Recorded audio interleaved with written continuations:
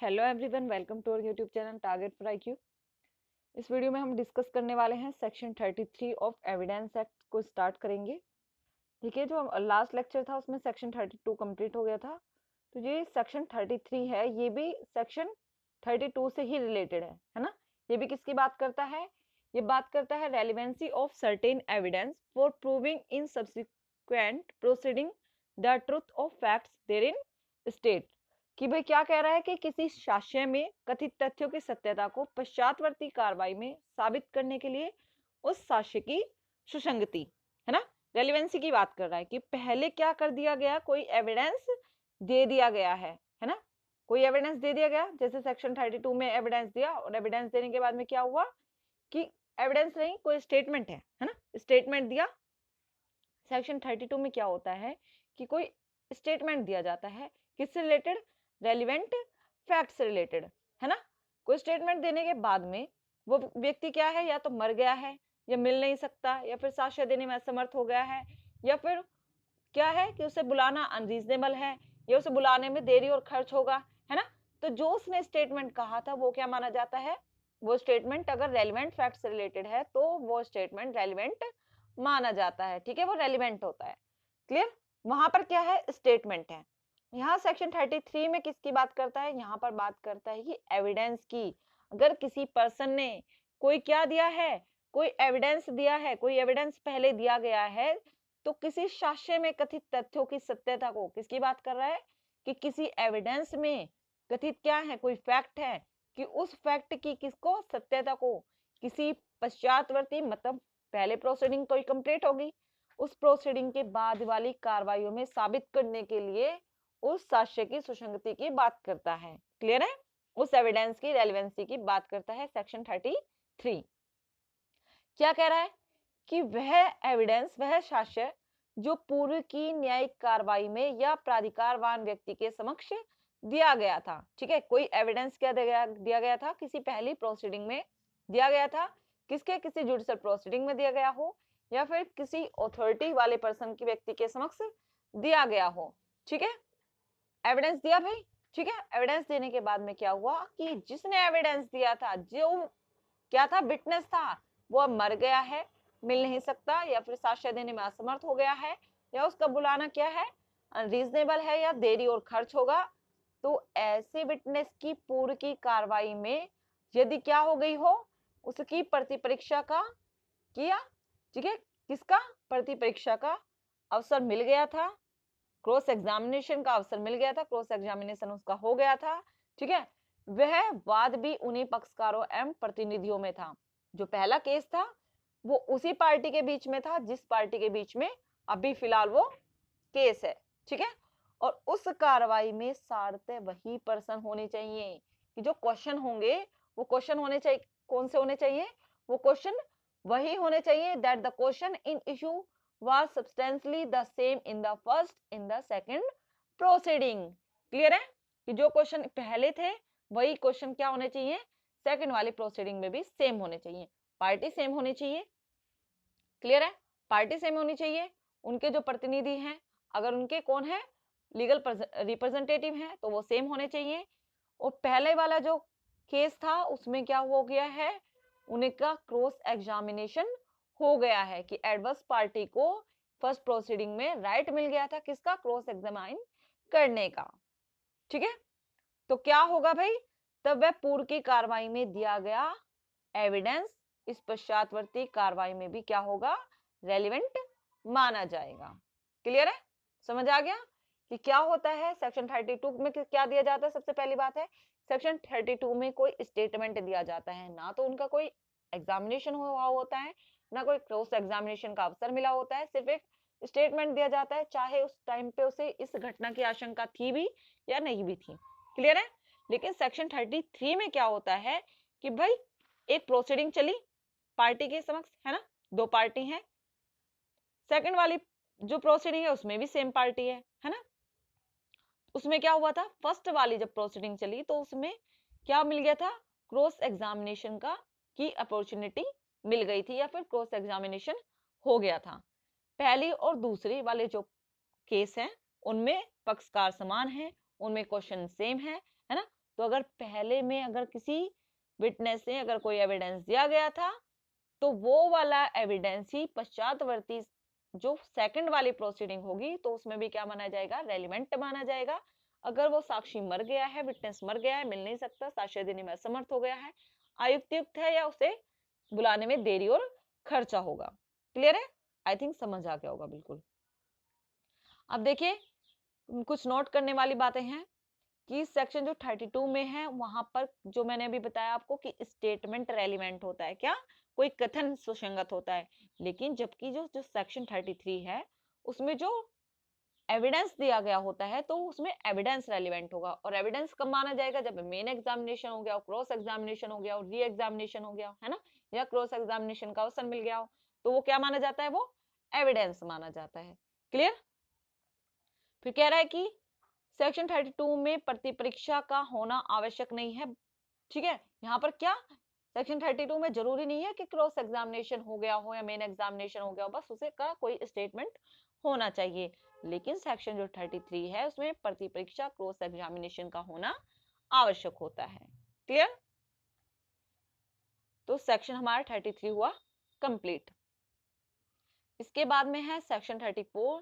Section 34 क्या कहता है, देखिए जो सेक्शन 32 एंड 33 था वो किससे रिलेटेड था, वो डाइंग डिक्लेरेशन से रिलेटेड था।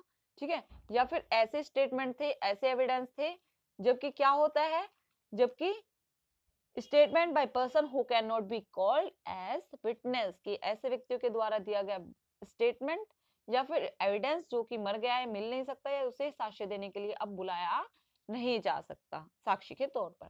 क्लियर है?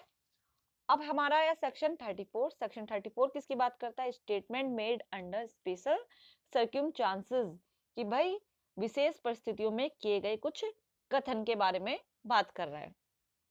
अब सेक्शन 34 क्या कहता है कि entries in the book of account, ठीक है, कि लेखा पुस्तकों की प्रविष्टियां including those maintained in an electronic form when relevant, कि लेखा पुस्तकों की प्रविष्टियां जिनमें क्या शामिल है, इलेक्ट्रॉनिक रूप में शामिल है, वो भी क्या मानी जाएंगी, जिन्हें इलेक्ट्रॉनिक रूप में भी रखा गया है, वो कब सुसंगत होगी, कब रेलिवेंट होंगी। देखिए जो इसमें लेखा पुस्तकों में जो जोड़ा गया है इलेक्ट्रॉनिक फॉर्म, ये कब से जोड़ा गया है, ये जोड़ा गया है हमारा आईटी एक्ट 2000 में। ठीक है, कब से, 2000 से जोड़ा गया है, एक्ट नंबर 21 ऑफ 2000। क्लियर है? तो ये क्या कहता है सेक्शन 34, ये कहता है कि भाई लेखा पुस्तक, अब लेखा पुस्तक क्या होंगी, लेखा पुस्तक की जो कारोबार के अनुक्रम में रखी जाती है, इन कोर्स ऑफ बिजनेस के टाइम पे जब एक बुक बनाई जाती है तो उसे क्या कहेंगे, जो हिसाब किताब रखने के लिए जो बुक बनाई गई है वो क्या होती है, लेखा पुस्तक होती है। क्लियर? क्लियर है? बुक ऑफ अकाउंट होगी। तो लेखा पुस्तक फर्स्टली जो कारोबार के अनुक्रम में रखी गई है, किसमें, कोर्स ऑफ बिजनेस में रखी गई है, तो वह न्यायालय को जिन तथ्यों की जांच करनी है को निर्देश करती है। ठीक है, वह न्यायालय को अगर मतलब किससे रिलेटेड बात करनी है, अगर किसी का कोर्स ऑफ बिजनेस से रिलेटेड अगर कोई केस आता है, कहां पर, कोर्ट में। क्लियर? तो वहां पर अगर कारोबार के अनुक्रम में नियमित रूप से कोई रखी गई है, क्या रखी गई है, लेखा पुस्तकें रखी गई हैं, है ना, कोर्स ऑफ बिजनेस के रूप में कुछ लेखा पुस्तकें रखी गई हैं, तो अगर उसमें कोई क्या की गई होंगी, प्रविष्टियां की गई होंगी, कुछ फीड किया गया होगा, जिन्हें कि चाहे इलेक्ट्रॉनिक रूप में रखा गया हो, चाहे तो कंप्यूटर के रूप में रखा गया हो, है ना, जब कभी वे ऐसे विषय का निर्देश करती हैं, किसी ऐसे सब्जेक्ट मैटर का निर्देश करती हैं जिसमें कि न्यायालय को जांच करनी है ना, तो वो क्या मानी जाएंगी, तो वो जो लेखा पुस्तकों में जो प्रविष्टियां होंगी, है ना, जब न्यायालय को उससे रिलेटेड किसी बात के बारे में जांच करनी होगी, तब वो जो लेखा पुस्तकों में जो प्रविष्टियां होंगी वो क्या मानी जाएंगी, रेलिवेंट मानी जाएंगी। लेकिन ये क्या है, ये कोई, परंतु ये स्वयं पर्याप्त नहीं होती, कि मतलब क्या नहीं है, ये सब्सटेंसिव पीस ऑफ एविडेंस नहीं होता, केवल इसी के आधार पर किसी को दोषी नहीं ठहराया जा सकता। क्लियर है? या इसी केवल इसी के आधार पर ही, केवल लेखा पुस्तकों में प्रविष्टियों के आधार पर ही किसी के ऊपर लायबिलिटी नहीं लगाई जा सकती, ये पर्याप्त साक्ष्य नहीं होते हैं। क्लियर है? तो इसका मतलब क्या होंगे, ये संपोषक होंगे, है ना।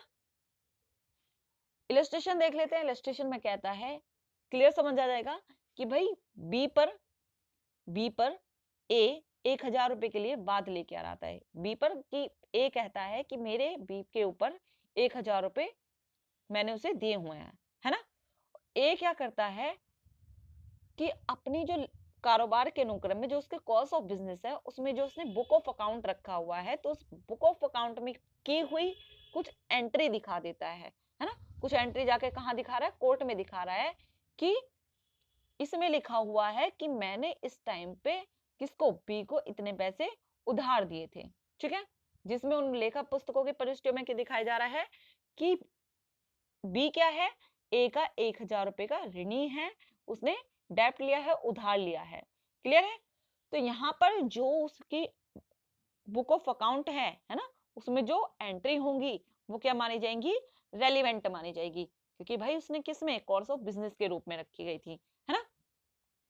ये देखिए अब यहाँ पर ये जो प्रविष्टियां हैं, ये जो एंट्री हैं, ये बेशक रेलिवेंट होंगी, है ना, लेकिन किंतु उसके ऊपर उसे ऋणी साबित करने के लिए, है ना, कि उसने उससे ये उधार लिए ही हैं, वो उसका उसने डेप्ट ले ही रखा है, बेशक ये प्रविष्टियां क्या है, रेलिवेंट है, लेकिन उसे साबित करने के लिए, उसे प्रूव करने के लिए, उधार पैसे को प्रूव करने के लिए पर्याप्त साक्ष्य नहीं होंगे, क्लियर है।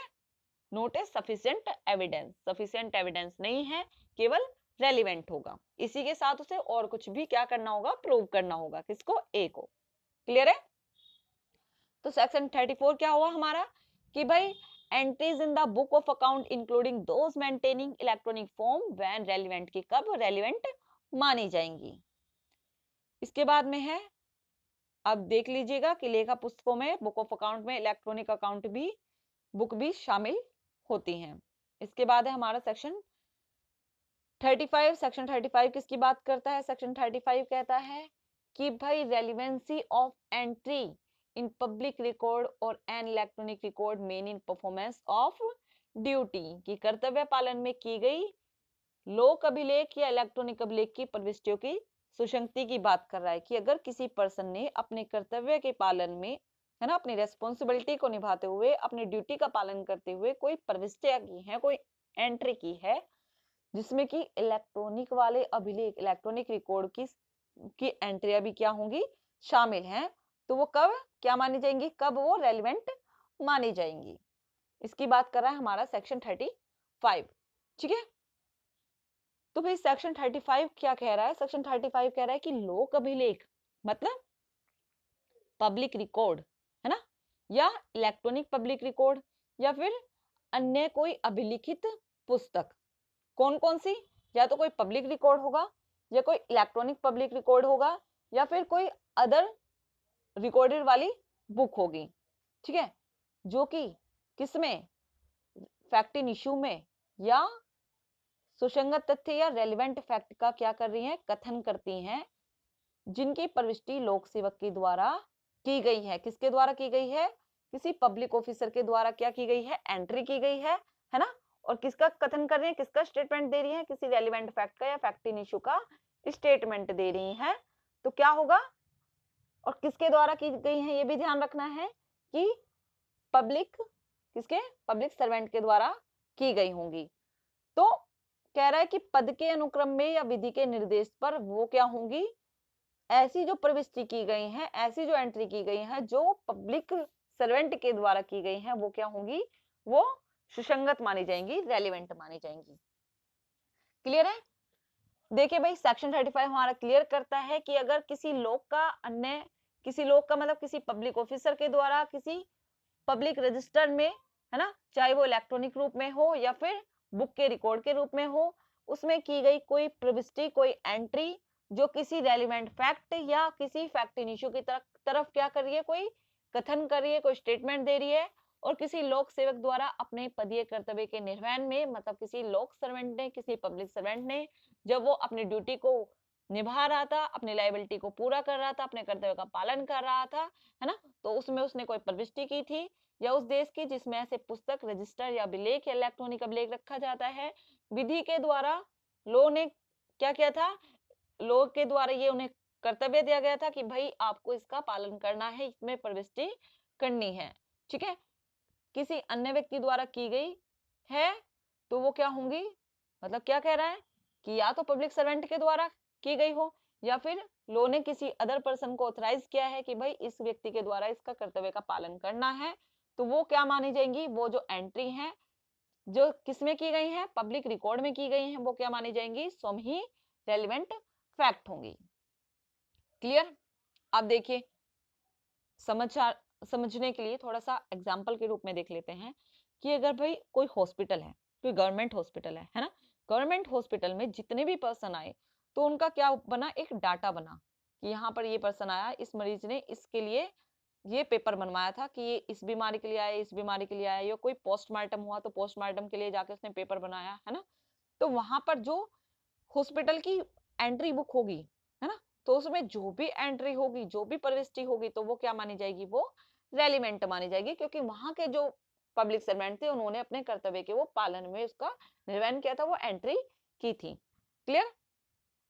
या फिर गवर्नमेंट कोई स्कूल है ना, गवर्नमेंट स्कूल में जाकर अटेंडेंस लगती है, तो टीचर क्या कर रहा है वहां पर, अपने कर्तव्य के पालन में वहां अटेंडेंस लगा रहा है, और वो अटेंडेंस क्या होगी, वो अटेंडेंस भी क्या मानी जाएगी, रेलिवेंट फैक्ट मानी जाएगी, रेलिवेंट मानी जाएगी। अगर कहीं पर दिखाना हो तो क्या दिखा सकते हैं, जाकर दिखा सकते हैं कि वो व्यक्ति भाई उस दिन वहां पर उपस्थित था और वहां के जो पब्लिक सर्वेंट थे उन्होंने अपने कर्तव्य के पालन में ये प्रविष्टि की थी, तो वो क्या मानी जाएगी, रेलिवेंट मानी जाएगी। क्लियर है।